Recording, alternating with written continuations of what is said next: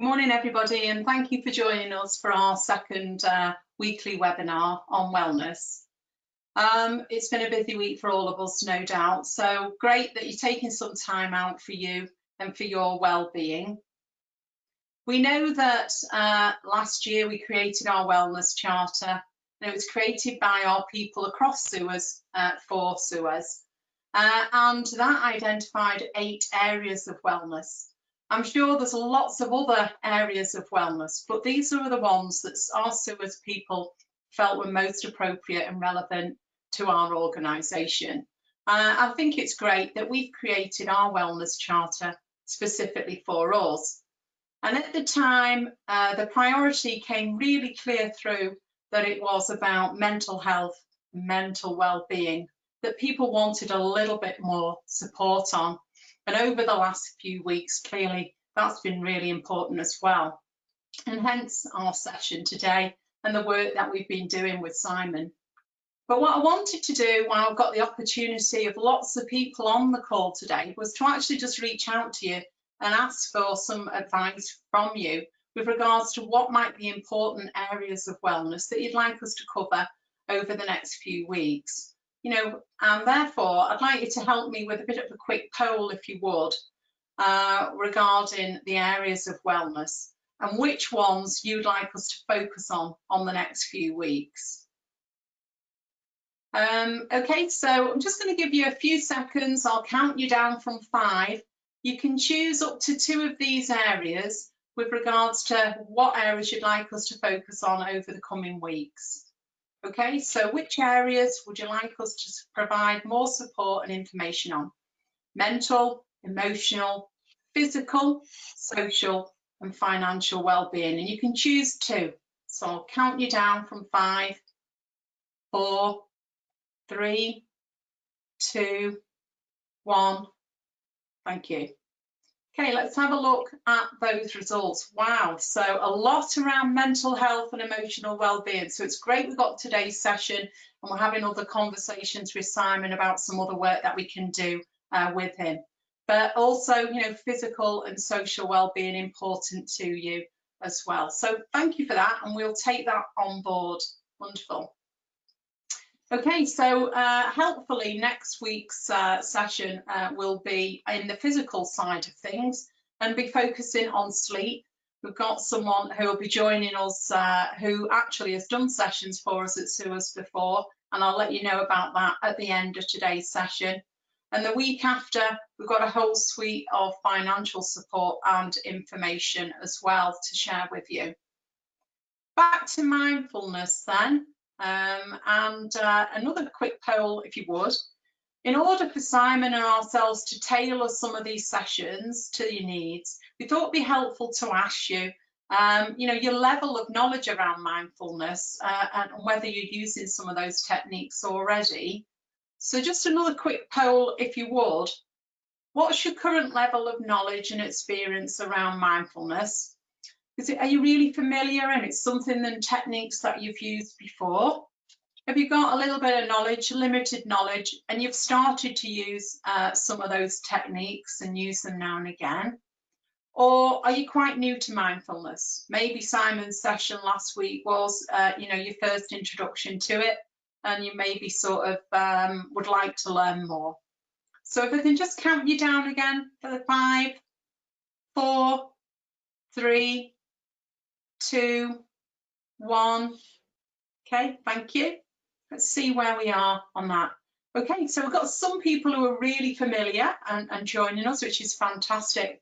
And a lot in there, a little bit of knowledge, and some, again, that are new to it. So that'll help us sort of guide what sessions we put on moving forward. So thank you very much for helping us with that. Okay, so getting ready for today's session, just to introduce Simon. Simon Richardson from Golden Tree has done lots of work with us before, hopefully is familiar to many of you now on the call. If we didn't get to his session from last week, you can do these in different orders, so please go back and revisit and look at that. Simon's got over 30 years of experience in health and education sectors. He's worked as a qualified nurse in mental health in hospitals and in the community, and he's got lots of experience in counselling and facilitating positive approaches to physical and mental health. So looking forward to today's session. Thanks, Simon. Thanks, Tracy. Thanks. It's lovely to be back. As you mentioned, this is kind of a you can watch these in any order when we're thinking about mindfulness and exploring these issues around mindfulness. This session, though, we're going to look at the 7 pillars of mindfulness. But before we kind of get to that, I just want to sort of show this slide. And some of you that maybe were on the session last week will remember SIFT, about sensations, images, feelings and thoughts. And this circle represents sort of the day-to-day experiences that we have around these things, about the sensations, images, feelings and thoughts. And we kind of, we're that little dot at the top, and we hop onto this and we spin round this circle on a day-to-day basis. And if we're not mindful, we kind of just stay on that loop, going round and round and round. And that can, in itself, lead to us feeling a little bit of distress, a little bit of numbness, perhaps. So perhaps maybe we need to think about, how do we move from the edges of that circle and move into the middle of that circle? So we're starting to practice being at the center, observing and noticing things, rather than just being well, I suppose one of the ways I'm going to describe this, I'm going to get you to imagine, if you would, the analogy of the sea. And if we can imagine what it's like being around the edges of that circle, maybe that's a little bit like being on the surface of the sea. Okay, so maybe we're being tossed around a little bit. We need to think about how we can use our breath, how we can use our sense of who we are, where we are, and how we are being, to move us to the center of the sea, or to the center of that ocean. And maybe that's what it's like at the center of that circle. That there's a sense of stillness and calm that we can experience. If we think about sort of stress, if we think about the issues around stress, we might think about picking up and holding a cup or a glass of some description. And maybe the glass and the contents is stress. Well, we know that we can put that cup or that glass down. We don't have to hold on to that stress that we're experiencing. Now, we make lots of perceptions and judgments. Now, we've kind of talked about that last week. We said, as soon as we start to perceive something, we start to judge it. We start to try and make sense of that. We try and make an assessment of what is actually going on. And that judgment in itself can be something that leads to suffering. Now, I know that was a challenge last week when we talked about that idea that kind of pain is inevitable, but suffering is optional. And I know that's a little bit of a strange thing to kind of think about. But how do we hold on to these things? And there's a lovely story. Absolutely, I think it's a gorgeous story, and it's been attributed to Native American culture. And a Cherokee elder is teaching his grandson about life. And the grandson says, it feels like there's a fight going on inside me. And the elder says, yes, there's that fight going on inside me. It's like there's a terrible fight, and it's between two wolves. One is evil, he's angry, he's full of envy, sorrow, regret, greed, arrogance and self-pity, guilt, resentment, inferiority and lies, false pride, superiority and ego. And he said, but there is another wolf inside me that's good. He is joy, peace, love, serenity, humility, kindness, benevolence, empathy, generosity, truth, compassion, and faith. The same fight is going on inside every person. And the grandson looks puzzled and said, well, I kind of get that fight, but which wolf wins? And the old Cherokee, the old grandfather says, it's the one you feed. And I think this is a really important thing when we think about mindfulness and meditation. We can help feed that part of us which is good, full of joy, peace, love, hope, serenity, humility, and kindness. So I'm going to invite you now to join me in what's called a metta meditation, a loving kindness meditation. And there's some research evidence around this that actually says this really does help build that sense of calm and compassion within us. So I'll invite you, if you were here last week, you'll probably remember this, but just think about your posture. Imagine there's a string going from the base of your spine right out the top of your head. And I'd just like you to cast your gaze down to about an angle of 45 degrees. And then gently close your eyes. Notice your breathing. Breathing in and breathing out. You're not trying to control your breath in any way. You're just noticing it. And now, in your mind, I'd like you to say these phrases. May I be well. May I be happy. May I be at ease. May I be well. May I be happy. May I be at ease. Allow yourself to say those phrases over and over in your mind.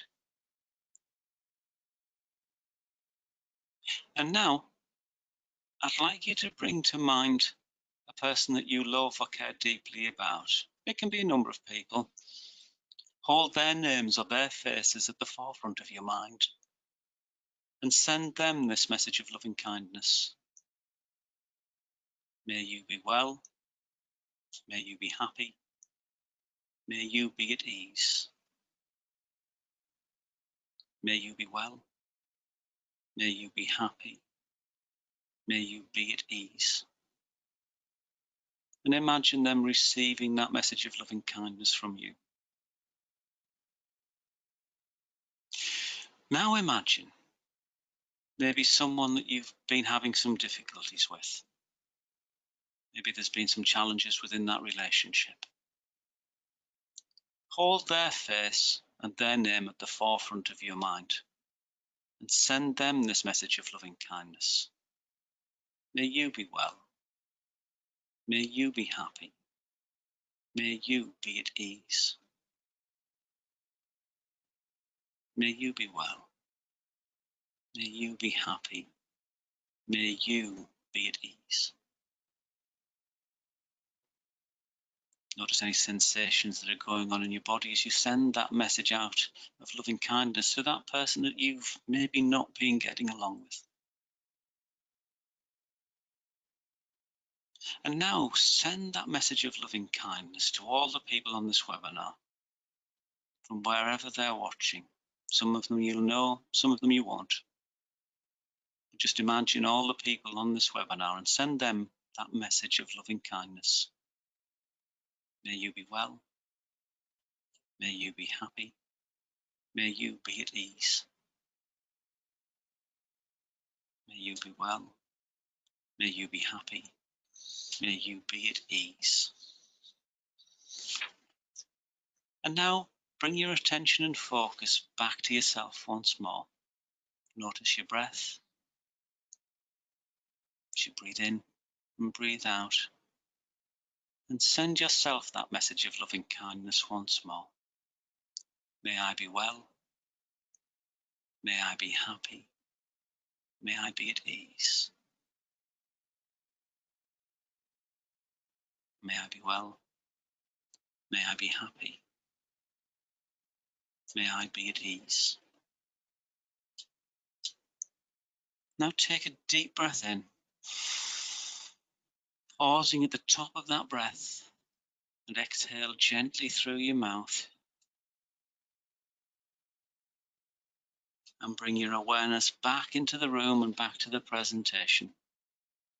And just take a moment, just a few seconds, to just quickly notice what you're feeling in your body, what that experience was like for you. Was it enjoyable? Was it difficult? Are you feeling calmer? Are you feeling tenser? All of those things. Because now we're going to move on, as we think about this, into the 7 pillars of mindfulness. We're going to think, what are the things that we need to kind of be alert to? And I'm going to invite you to kind of explore these a little bit as we go through. Thinking about non-judging. We've talked about this, I mentioned this earlier as well. In mindfulness, this is about taking a position of an impartial witness to your own experience. Now that sounds really sort of quite difficult to do. What does that mean? This is around, I think, and I feel, about the stream of judging and reacting to our inner and outer experiences. In the therapy world, in terms of where I work, in terms of the therapy that I deliver with clients, I work in an approach called transactional analysis. And I often talk about this being that really critical parent voice that people can have in their head, their shoulds and the oughts that people will say. The habits that we have of categorizing things into being good or bad, positive and negative, that can really lock us into a kind of mechanical reaction that we're not really aware that we're doing. And it's got no objective basis at all. Try and observe over a 10-minute period how much you're preoccupied with liking or disliking what you're experiencing, rather than just going with the experience of it. We also need to think about patience. I often equate this to we have an impatience about getting somewhere. And I think about the gym. I think about going to the gym. Not one of my favorite things, I've got to say. But I wouldn't expect huge results after one visit to the gym. After starting some kind of physical activity or physical exercise, I wouldn't expect to be brilliant or good at that immediately. I could equate that also to maybe learning a musical instrument. I'm still trying to learn the ukulele after about 10 years of trying to learn the ukulele. Well, alert to the voices that are there that telling me that I ought to be better by now. But actually, why rush? Why rush to the next better moment? Why rush to the next thing that we want to do? Perhaps if we just understand and accept the fact that sometimes things will unfold in their own time. Practicing mindfulness gives us a chance to give time and space to our own unfolding. We also need to think about, how do we approach these things, maybe with a beginner's mind. We've got lots of judgments that are going on all the time that we have built up over our years of experience. But maybe practicing mindfulness means we take the chance to see everything as if it was for the first time, and not allow our illusion of knowing prevent us from being present to our own experiences. Next time you meet someone you know well, try and see something new in this person. This can be a real challenge to do. None of this stuff, I often say that this stuff sounds really simple, but none of it's particularly easy. And trust. Trust in yourself, trust your feelings. This is an integral part of meditation practice. Sometimes we can get caught up in the reputation and authority of teachers. So again, thinking about what I'm sort of saying to you, what others are saying to you, you need to check this out yourself. Trust us that we've kind of done this and we know where we're going with this. But you need to become yourself fully and trust yourself fully as well. Non-striving. Okay. This is a really interesting one. This is a really interesting one for me personally as well, because I spent a lot of years actually just striving for the next thing. I would end one task by going, right, what's next? without actually enjoying the end point of the task that I've maybe come to, the noticing what it should be, what I've achieved or what I've done. You know, we often look for the purpose in something, the reason for doing it. You know, why am I doing this meditation? Or I must be good at this. I must do this. That can be a real obstacle into what we're trying to achieve or what you would like to achieve with it. Now, sometimes you may practice some sitting meditations and think, oh, this hasn't worked for me. Well, that's okay. That's absolutely fine. It might not have worked for you today, and you might need to come back to it. You might need to give that another go. You know, there's no other goal to this other than for you to be yourself. You know, the irony of this is you already are. So don't sit to get relaxed, to enlighten yourself, or to sleep better. Just sit to learn to carefully see what it is that's happening and accept it. And that acceptance, we touched on that previously. This comes up after we've gone through an intense period of emotion, might be turmoil or anger. And that uses up a huge amount of energy in that struggle that takes place within ourselves. So instead of using it for healing, or we use that, we kind of have that struggle and we don't use it for sort of healing and change. You're much more likely to know what to do and have that inner conviction to act when your vision is not clouded by your mind's self-serving judgment. So we're going back to that thing about non-judgmental, the desires and fears that we have. Accepting for things as how they are is vital. And in that, we need to let go of certain things. We need to pay attention to our inner experience, what is going on within our minds and our bodies. There are certain things that the mind kind of really wants to hold on to. I sometimes think in meditation, and when we're thinking about that, I imagine some of the thoughts to be like clouds. And if we think about us sort of staring up at the sky and watching the clouds go by, sometimes we'll really grasp on to what those clouds might be, what they might look like, and we'll follow them. But perhaps we just need to let them go and drift away. Another analogy would be of a stream and things rolling down the stream. Sometimes we won't be really interested because we're kind of attracted to that. Sometimes we might be focusing on something that really repels us, but we're still focusing on that piece of detritus or whatever it is that's actually going down that stream. Thinking about just letting go of these things and letting them drift by so we're not holding on is a really important part of mindfulness. Now I've got a quick test. I'm only going to give you sort of 30 seconds to do this, but if you've got a pen nearby, that would be really good. I'm going to get you to join the dots. So there's 3 rules to this. Join the dots using 4 lines. The lines must be straight and they must form one continuous line. And don't worry, I'm going to give you the answer to this. So you can see the dots there.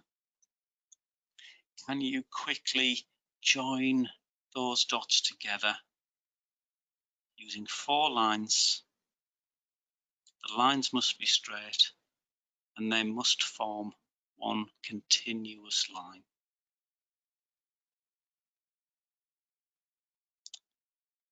Now I'm not sure whether anyone's managed to do this, but I'm going to give you the answer on this in just a few seconds longer. Some of you have probably had a chance to have a little try of this.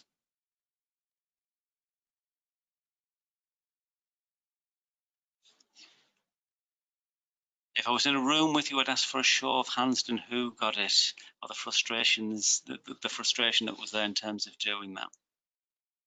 This is about how we view our world and our place in it. I know it seems a strange exercise to do, but there might be some implicit rules that we follow. These rules might apply to ourselves, what we're capable of, the judgments that we make about ourselves and others. It shows that we think and feel and behave according to all kinds of implicit rules. I wonder how many of you actually stretch the lines outside the box. And I love that kind of blue sky thinking idea, or let's think outside of the box. Mindfulness can actually help us do that when we start to move away from some of these shoulds and the oughts that we've got. Okay, these rules, these social rules, actually, they do help us in our path. But maybe we need to think about something slightly differently. How can we approach a task slightly differently? Okay, folks, we're coming to nearly the end of this part, but I just want to kind of ask you what time it is. And this is fundamental in mindfulness. And in my office, I actually have a clock on the wall that looks exactly like that. Because the time is right now. The moment that we are in is now. And then we'll be on to another moment and another moment and another moment after that. But each one we want to try and live in that moment. So can we live more mindfully? That gives us a chance to grow. It's starting to get us to think about what is happening within us, the relationships that we have with people. Do we need to consider nutrition? And again, I think this is particularly an interesting thing as we're going through lockdown. What's our diet like? How are we eating? How are we kind of moving about? Because again, and I'm going to put this up, but I'm not going to talk about sleep because you've got a brilliant webinar coming up next week on getting better sleep. So I'll move quickly on to this thing about, do we need to move more? That mindfulness, diet, exercise or activity is really important, and that's key to those 5 ways to well-being that we talked about on the videos that I did for Sue's quite recently. Are we mindful of our relationships? Now, again, it can be difficult in terms of what we're experiencing at the moment. We're probably connected and with our partners and our families more than we were before. Let's just be aware of those things. And I think when we move out of this, we need to be able to think about who are the people around us and what's the impact of those people on us. And to think about people sometimes as radiators or drainers, the way that they influence us. Sometimes it can be a really positive warmth and heat that we got or we get from someone. And then other times people can be quite draining. We just need to be alert to that. But again, going back to that meta meditation of loving kindness. And I also think about Thich Nhat Hanh, who said that, remember, everyone's on a hard path. We also need to keep our future alive. This acceptance doesn't mean that we just have to accept something that's awful that's going on in our lives, and it is what it is and there's nothing I can do about it. We can use mindfulness to actually work for us to keep our dreams, our sort of ideas alive, and that's really important. Doing something different, challenging yourself in some way. And one of the key things, just to sort of end this little section, this is about keep taking the meditation. So have a think about how you can build meditation in your life. When you wake up early in the morning, or when you wake up, just notice what you're feeling. Don't leap out of bed. Just have a quick notice of what you're thinking and feeling, what's going on in your mind and body. Try and little techniques like cleaning your teeth mindfully, just noticing the temperature, the feel of the brush and things like that, and what you're doing. Let mindfulness inform whatever will unfold today. Live moment by moment. And see, again, I love this technique, a random act of kindness. Try and build into your day a random act of kindness, doing something nice for someone. It doesn't need to be monetary. It could be a wave, it could be a smile, it could be if you go into the shops, I'm going to have to brave the supermarkets a little bit later today. So I'll be knocking on my neighbour's door just to see if they need anything picking up. Cultivate that gratitude and generosity. And then one of the key things around this is practice every day. Okay, folks. We're just going to give you the opportunity now to maybe throw some questions and ask any questions that you may have. And I think both myself and Tracy are now in the webinar to answer anything that you may have. Okay, we'll just give you a minute or so to just pop in any questions or any observations, or perhaps you want to share with us, you know, some things that you've done yourself over the last week around mindfulness. If you listened to the session last week, to share that, that'd be great. We'll just sort of sign off for a minute and then we'll come back. Okay.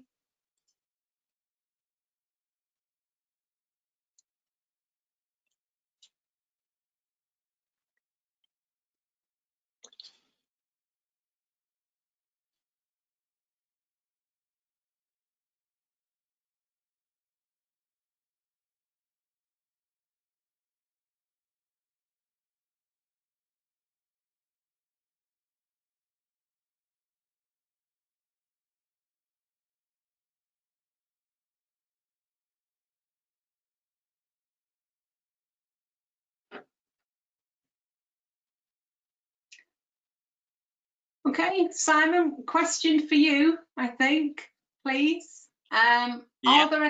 Are there any books that you would recommend on mindfulness? Yes, there are.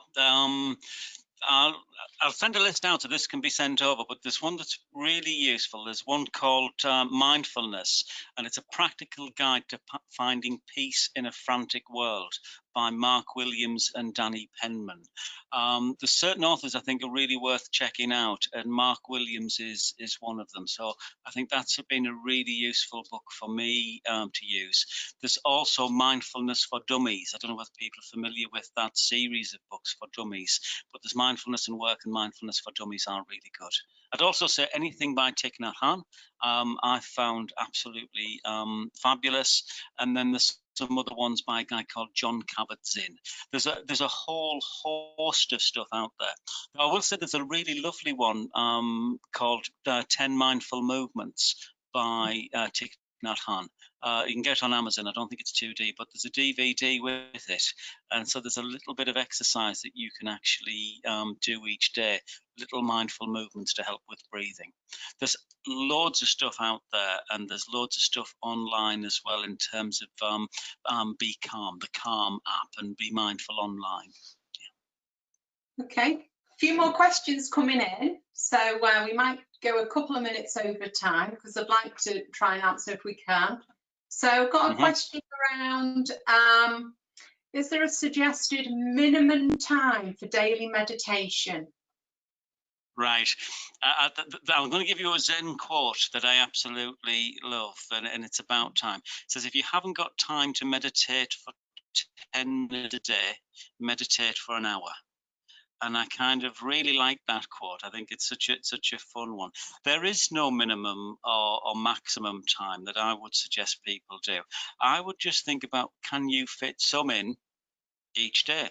And it's those little minutes that you can actually build up over time. I use a 20 minutes meditation every morning. This is what works for me. And then I build in meditation throughout the day. That mindful activities, and it might be after I've done a little bit of work, I'll just stop. I'll maybe take a cup of tea out into the garden or out into wherever is comfortable for myself to sit. And I'll just notice and enjoy that tea or that drink, whatever it is that I'm having, or the birds singing. I think it's that striving and that issue about, oh, I must do this, I must do certain amounts of this. I think we're putting too much pressure on ourselves when we think about that.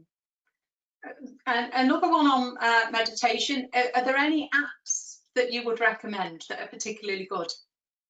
Yeah, I love the Calm app. If it's if you type into Google or into your phone, I think if you just type in Calm, it's a really good app, and there's loads of meditations, and it's free for the most part. You can buy excess, you can sort of buy into it, but there is some nice little stuff on there.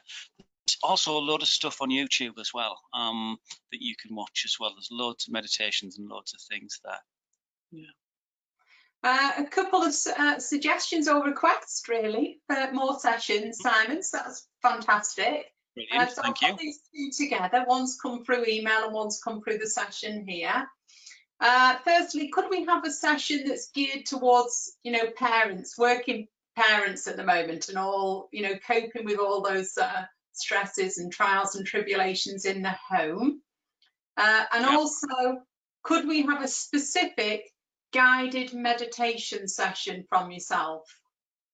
Yes, absolutely. And I think there's actually one I think posted up on the Sewers YouTube channel that we did.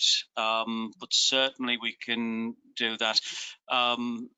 Yeah, and I've got a few others. I've also got a visualization, and I'm more than happy to kind of send these over, and you guys can work your magic on them to make them more sort of user friendly than just my dulcet tones. So, I mean, my view is, if that's something that we think would be valuable, we'll get cracking on that, get some work in around that. Perhaps maybe put them in the week or so after the week on financial suite of support. So thank you very much for those. Yeah, Tracy, I was just going to say we could even, and I used to run a meditation group at one of the power stations, and I'm wondering about sort of if there was enough demand for it, a weekly Zoom meditation session for sort of 30 minutes. That might be something that people would be interested in. That just sort of came to me there. Yeah. Well, let's absolutely give it a try. And then, if people join, then we can move forward. Let's, get one in the diary. So let's work on that after the session. Brilliant. So that's our questions for today. So thank you for asking those. I just want to again ask another question of yourselves. And really, I think, the questions that you've asked obviously show that you do want more of this. But I thought it'd be helpful after today's session to just get a sense in the moment around how useful you think the techniques are, and how likely you are, to try and apply them, or try some of those out then in the days and weeks ahead. Whether it's very likely, somewhat likely, probably unlikely, or you're not quite sure yet. So I'll just count you down from 5, 4, 3, 2, 1. Let's have a look at the results of that. Wow, well, that is really, really positive. Really very likely that they're going to use some of those techniques that you've shared with us today, Simon. So absolutely coming through very loud and clear, I think, from today, that we want to do a good bit more of this. So we absolutely will do that. Okay, so just moving then to what next week session is about. We've got Sue Judge with us next week, who will be focusing on sleep. Sue did a session for us as part of International Women's Day at Western. She delivered the menopause session. Sue's a registered nutritional therapist, very passionate about all aspects of health and well-being, particularly around nutrition, getting us to drink lots of water. But we recognise how very, very important sleep is to our well-being.